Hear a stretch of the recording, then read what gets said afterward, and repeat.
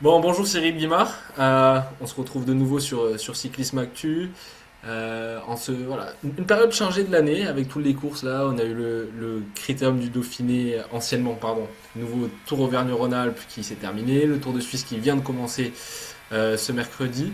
Pour débuter, un petit mot d'actu. On a eu un numéro, je sais plus si on peut appeler ça comme ça, de Tadej Pogacar sur la première étape, qui est parti à 70 km de l'arrivée. Ouais, allez, qu'est-ce que t'en penses, rapidement? Ben, je pense qu'aujourd'hui, il y a Pogacar et les autres, ça, on ne peut pas le nier. Les faits sont les faits. On s'aperçoit aussi, et c'est quelque chose qui est important parce que c'est pas la première fois que cela se passe, quand la course monte de un ou deux octaves, on se retrouve avec un minimum de coureurs. Et au moment où Pogacar accélère un tout petit peu, ce qui a été le cas aujourd'hui, on peut même se poser la question s'il a accéléré, plus personne n'essaye d'aller le chercher au moment où il va démarrer. Et ça, c'est obligatoire parce qu'on sent que si on veut y aller, on est mort. Hmm. C'est-à-dire que si vous voulez suivre Pogacar, dans les 500 mètres qui vont suivre, il va vous mettre une accélération il va vous mettre complètement l'aiguille dans la boîte à gants et vous explosez et c'est même pas sûr que vous preniez les roues derrière. On l'a vu à deux, trois reprises. Donc quand il bouge, on sait que de toute façon, avec une jambe attachée au cadre, de toute façon, il va te déposer. Donc on laisse partir et on fait sa course derrière. Mais on s'aperçoit qu'ils ont tout à fait raison dans la mesure où, quand on regarde l'évolution des écarts, avec le premier, le deuxième, le troisième groupe, il y a une progression qui est linéaire.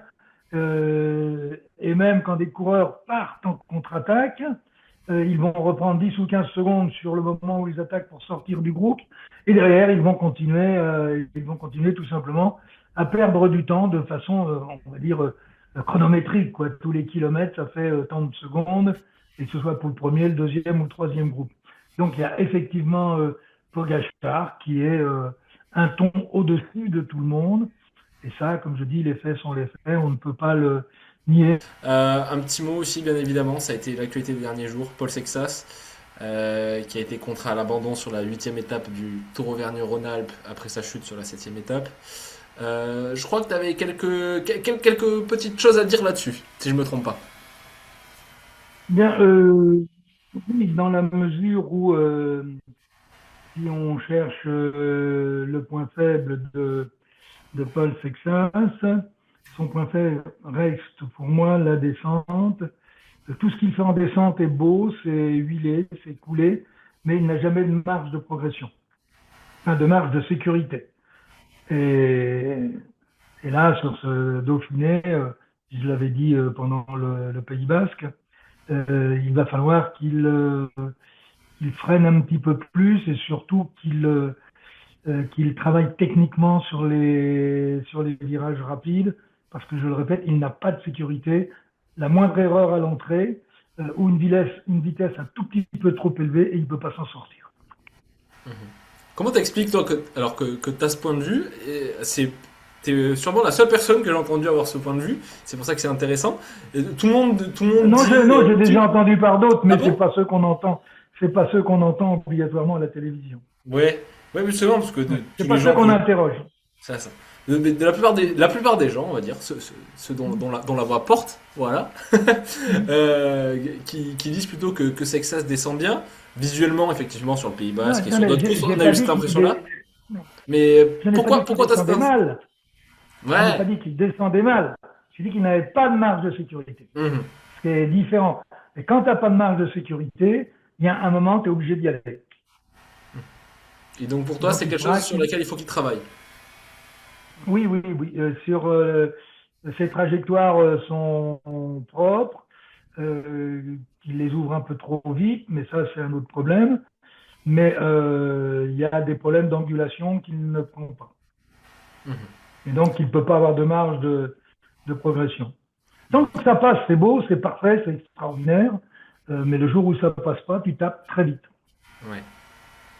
Et hormis cette analyse de trajectoire, est-ce que tu t'es particulièrement inquiet pour Texas ou pas du tout? On entend un peu de tout. Des gens qui disent oui, non, mais on est inquiet quand même, et bon, même si c'est que du Oui, vernis, mais voilà. D'autres les non. gens, enfin, il faut arrêter de dire les gens disent. Tous les gens ne sont pas des techniciens du vélo. Tous les gens ont fait le Tour de France, Paris-Roubaix, le Tour d'Italie. Donc, il faut, si on veut avoir une véritable, interrogeons les techniciens, ceux qui ont l'expertise. Mais les gens, ça veut dire quoi, les gens? Ça veut rien dire, c'est comme le on. Ah, on dit que. Non, où on donne le nom, qui dit? Moi, je connais plein de gens qui disent le contraire, mais comme ils disent le contraire, c'est pas eux qui écrivent les journaux, c'est pas eux qui sont à la télévision, donc ça n'est pas repris. Bon, et toi alors? La Mais vie de... ça, c'est une réalité. Oui, Mais mais la vie... la réalité, j'ai déjà dit, il est trop pressé. Et la patience ne fait pas perdre de temps. Donc, quand on voit en plus la domination d'un Pogacar, quand on voit en plus la domination Del Toro, et là on parle que de deux coureurs de la même équipe, quid de Vingegaard derrière.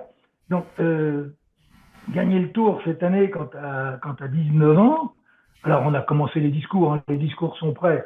Ah oui, mais il va pour apprendre. Ben, moi, je suis désolé, quand tu fais un concours pour rentrer à l'université ou dans une grande école, tu vas pas faire le concours pour t'entraîner à faire un concours et prendre de l'expérience.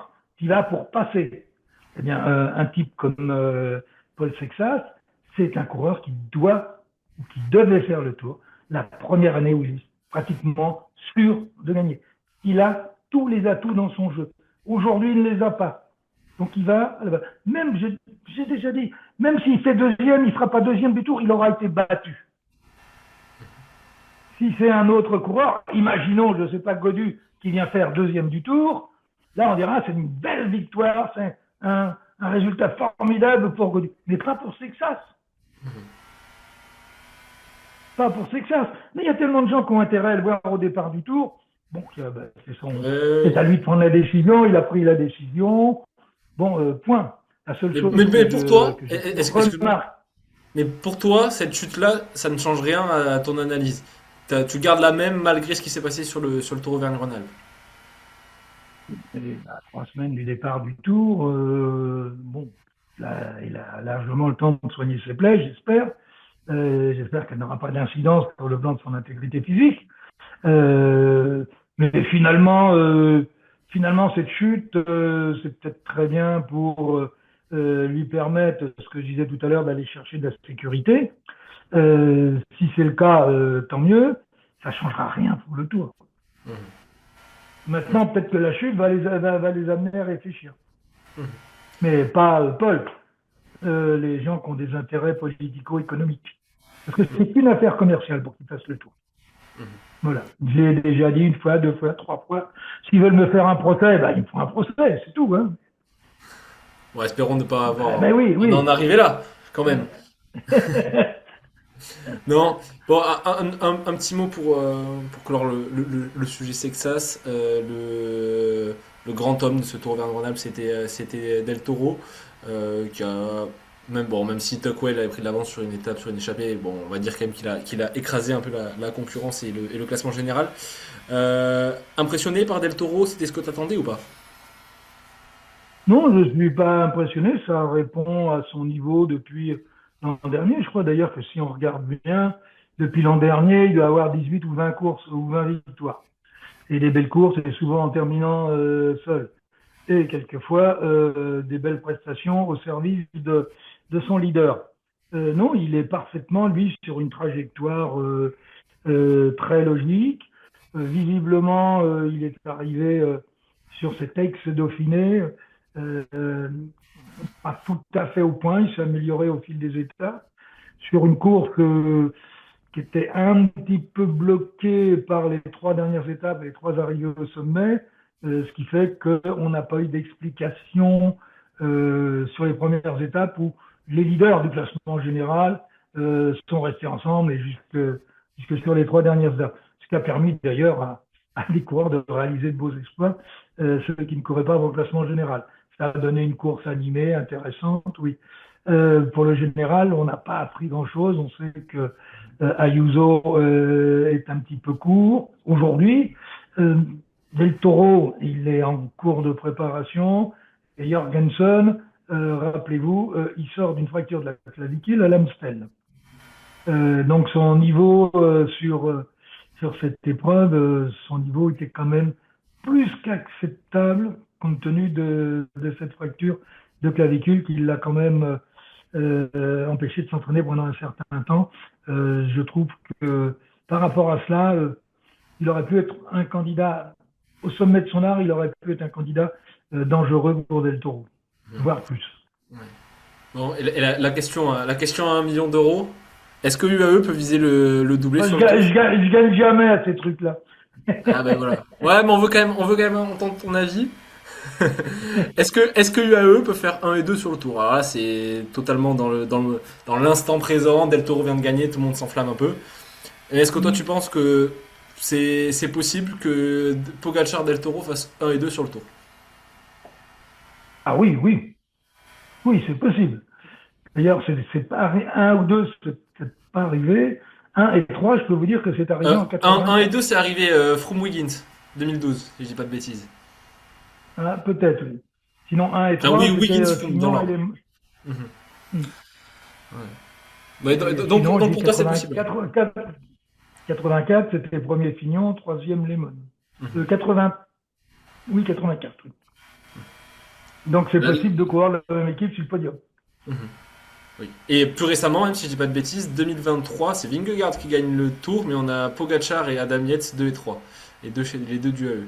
Voilà, pour compléter la table. Donc oui, bah, pour revenir sur le sujet, donc pour toi, c'est envisageable de voir, bon, Pogacar gagner, la grande majorité des suiveurs l'imaginent, mais Del Toro deuxième derrière, c'est quelque chose que tu vois possible. Bah, qui est capable de rouler aussi vite que Del Toro? Vingegaard, Texas, Hein, potentiellement. potentiellement, sur le papier. Quid de Evenepoel, de Lipovitz, de tous ces coureurs-là? Lipovic, très bien. Evenepoel, je pense ça va être plus compliqué. Enfin, moi, il me paraît compliqué ce garçon aujourd'hui. Je crois qu'il ne sait pas sur quelle pédale il faut appuyer au bon moment, sauf contre la montre. Bon, visiblement, il se cherche. Mhm. Mais il fait partie des coureurs à potentiel pour être sur le podium.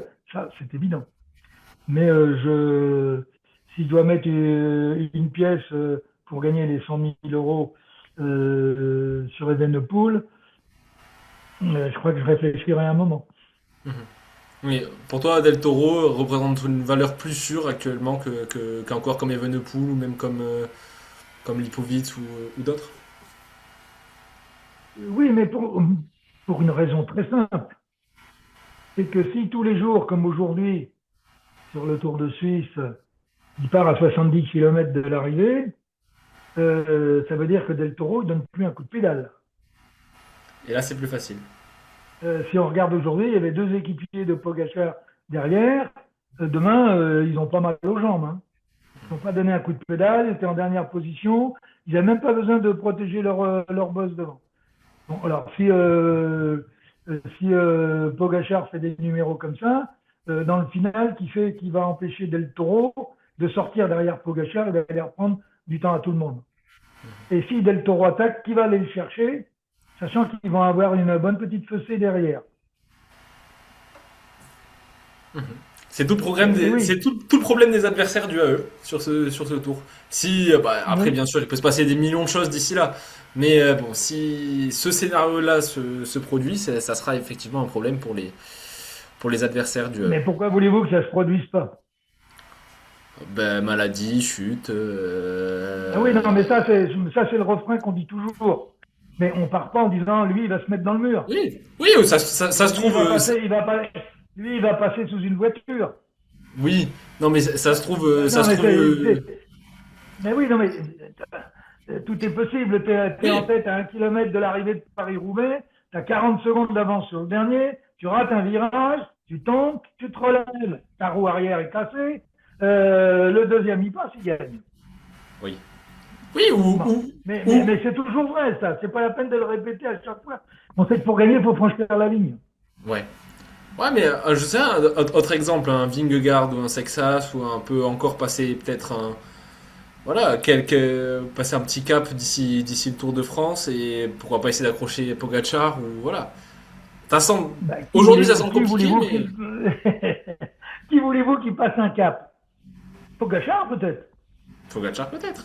On sait pas. On sait Peut-être. pas. Bon, Jorgensen va passer un cran, c'est sûr. Ayuso, point d'interrogation. Mais c'est possible. Del Toro, c'est sûr. Et Venepool, point d'interrogation.